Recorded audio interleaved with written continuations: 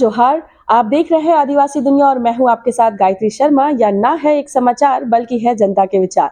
जैसा कि हम सभी जानते हैं कि अब दुर्गोत्सव में बस महज कुछ ही दिन बचे हैं। ऐसे में पूरे शहर की साफ सफाई की जिम्मेदारी नगर निगम के कर्मियों के कंधे पर आ पड़ती है, क्योंकि हम जानते हैं कि यह भव्य आयोजन होता है और लोगों की जो जमाव है वह बहुत ज्यादा होता है, भीड़ काफी ज्यादा होती है। ऐसे में तमाम सुरक्षा की दृष्टि से भी यह अहम मुद्दा बन जाता है कि हमें सफाई हो या सड़क की व्यवस्था हो या अतिक्रमण के द्वारा जो जगह है उसे खाली कराना हो, इन तमाम मुद्दों को लेकर के लगातार नगर निगम प्रयासरत है। ना कि सिर्फ दिन में बल्कि रात्रि में भी अपने कार्य में या लगे हुए हैं। तो इन्हीं सभी मुद्दों पर बात करने के लिए आज हम आ पहुंचे हैं नगर निगम। हमारे साथ मौजूद है अमित सर जी। हम इनसे जानेंगे कि क्या कुछ तैयारियां इस बार नगर निगम ने की है। सर, सबसे पहले तो आदिवासी दुनिया में आपका बहुत स्वागत है। चलिए, नमस्ते सर। इस बार कुछ ही दिनों बाद बचे हैं दुर्गा पूजा के लिए, किस तरह से नगर निगम अलर्ट मोड में आ गई है?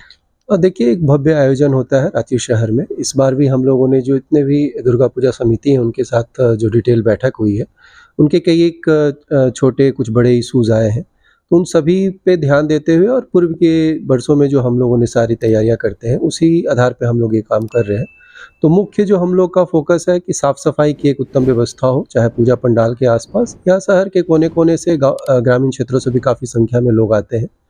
साथ ही साथ शहर के कुछ ऐसे इलाके होते हैं जिसमें पूजा के दृष्टिकोण से पार्किंग की प्रॉपर व्यवस्था हो सके। एक जगह पे अतिक्रमण हटाने की भी काम चल रही है।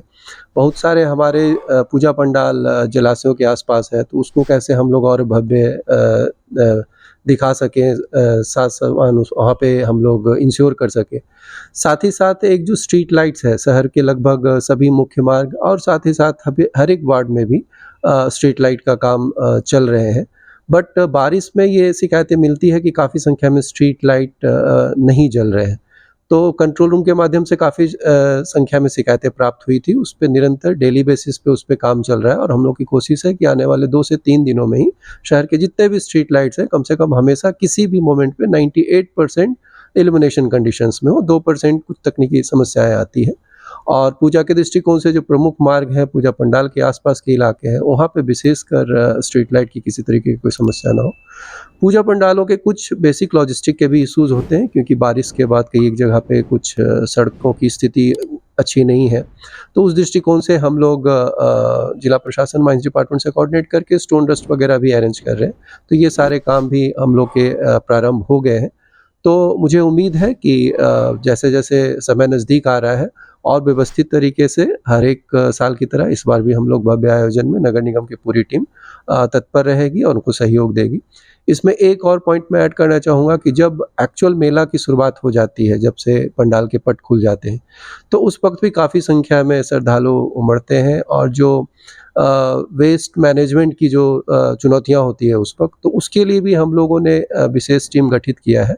और उस वक़्त हम लोग के रात में भी कंट्रोल रूम फंक्शनल होंगे और जो प्रमुख पंडाल है वहाँ पे वो रोस्टर ड्यूटी हम लोग लगाने जा रहे हैं, ताकि समय जो भी वहाँ पे कचरा जनरेट होता है उसको समय वहाँ से हम लोग रिमूव करके उसका उचित प्रबंधन कर सकें।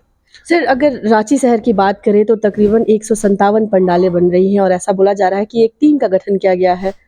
प्रत्येक पंडाल में एक सुपरवाइजर रखे हैं, या किस तरह से फंक्शन करेगा सर? देखिए, जो सूची प्राप्त हुई थी, लगभग आपने सही बताया, 157 के लिए हम लोगों ने आदेश जारी किया है कि ये सभी 157 में हम लोगों ने पंडाल वाइज सुपरवाइजर्स की नियुक्ति की है। उसके ऊपर जो ज़ोन वाइज हैं, वरीय प्रभारी जो ज़ोनल ऑफिसर्स होते हैं और अन्य वरीय प्रभारी का भी डिप्यूटेशन किया गया है। उद्देश्य यही है कि सीधे उनसे तालमेल हो सके और जो छोटी-छोटी, क्योंकि मुख्य तौर पे ज़्यादा से ज़्यादा छोटी समस्याएँ ही आती हैं। अगर वो वहीं के सुपरवाइज़र साथ समय उनकी जानकारी मिल जाए और साथ समय उसका उचित प्रबंधन, क्योंकि वो एक ये वन टाइम जॉब है नहीं कि आज मैंने कर दिया, फिर कल उसको नहीं करना है। ये निरंतर प्रक्रिया है, तो इसी के लिए बेहतर समन्वय के लिए हम लोगों ने ये आदेश जारी किया है और पंडाल वाइज़ हम लोगों ने सुपरवाइज़र की और नोडल ऑफिसर्स की नियुक्ति की है। सर, क्या हर साल की तरह इस बार भी कोई हेल्पलाइन नंबर आम जनता के लिए जारी की गई है?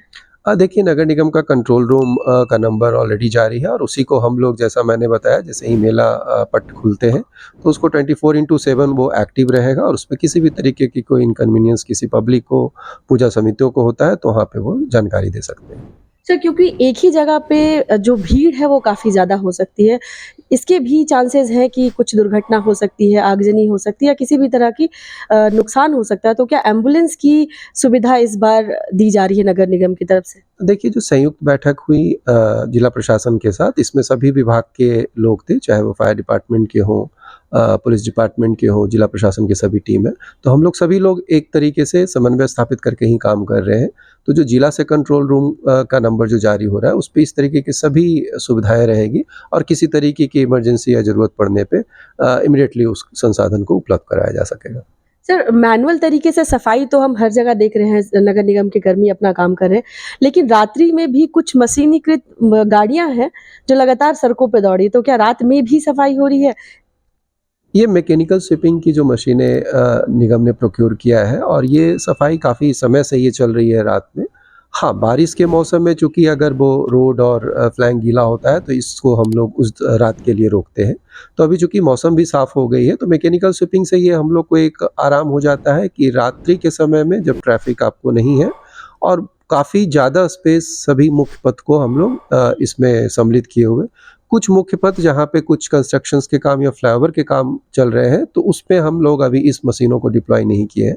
कुछ और मशीनें जो निगम ने प्रोक्योर किया उसके लिए भी एजेंसी को बहाल करने की प्रक्रिया चल रही है, लेकिन वो अभी निगम अपने संसाधन से उनको चला रहा है। तो ये पूजा के दृष्टिकोण से या पूजा के बाद भी ये निरंतर जारी रहेगा। इससे काफ़ी अच्छे फीडबैक्स भी आए हैं शहरवासियों का और डेफ़िनेटली कुछ जगह से डिमांड भी आया है कि उनके क्षेत्र में भी रात्रि हो। तो इससे क्या होता है कि हमारे जो सफाई मित्र हैं, उनके मैनुअल स्वीपिंग का दबाव थोड़ा घट जाता है और सुबह-सुबह जब नागरिक उठते हैं या मॉर्निंग वॉक के लिए जाते हैं या अपने ऑफ़िस या दुकान के लिए जाते हैं, तो उनको एक बेहतर परिवेश देखने को मिल पा रहा है। जी, हम आदिवासी दुनिया के तमाम दर्शकों को यह बताना चाहते हैं कि सिर्फ नगर निगम दिन के टाइम ही नहीं लोगों के लिए उपस्थित रहते हैं, कार्य करते हैं, बल्कि रात्रि में भी आपकी स्वच्छता और सफाई के लिए अग्रसर है। एक आखिरी सवाल सर से लेना चाहेंगे, सर इस दुर्गा पूजा पे क्या कुछ संदेश पूरे रांची वासियों को देना चाहेंगे? देखिए, मैं तो यही कहूँगा हर एक जो भारत देश का पर्व त्योहार है, उसका एक पृष्ठभूमि है, उसका एक संदेश है। तो सभी लोग इस पर्व के माहौल में उनको परिवार में सुखी संपत्ति आए और साथ ही साथ निगम की टीम उनको सेवा के लिए हमेशा के लिए तत्पर है। तो ऐसी कोई भी समस्या हो जिसमें आपको हमारी मदद की ज़रूरत हो, कभी भी हमारे कंट्रोल नंबर पे संपर्क करें और हम लोग आपको व्यवस्था देंगे ताकि आपको पर्व त्योहार का एक अच्छा यादगार माहौल हम लोग दे सकें। सर, समय देने के लिए बहुत-बहुत धन्यवाद। तो यह थे हमारे साथ नगर निगम के प्रशासक अमित सर जी, जिन्होंने विस्तृत जानकारी आपको दी कि इस बार दुर्गा पूजा में किस तरह से नगर निगम अपनी भूमिका निभा रहा है और इसमें निरंतर वो अपना प्रयासरत है। अब आपकी भी यह भागीदारी बनती है कि अगर किसी भी तरह की दिक्कत है, कहीं नदी, नाले आपको लगे कि यहाँ पे व्यवस्था की जा सकती है, हेल्पलाइन आपको स्क्रीन के नीचे स्क्रॉल करते हुए नज़र आ रही है, आप उसका उपयोग कर सकते हैं, कंट्रोल रूम में जानकारी दे सकते हैं। इस त्योहार को मिलजुल कर आपसी भाईचारे की तरफ से मनाइए। आदिवासी दुनिया आप सभी से आग्रह करता है कि एक साथ मिलकर इस त्योहार को आपसी भाईचारे के साथ मनाएं। मैं हूं आपके साथ गायत्री शर्मा और आप देख रहे हैं आदिवासी दुनिया।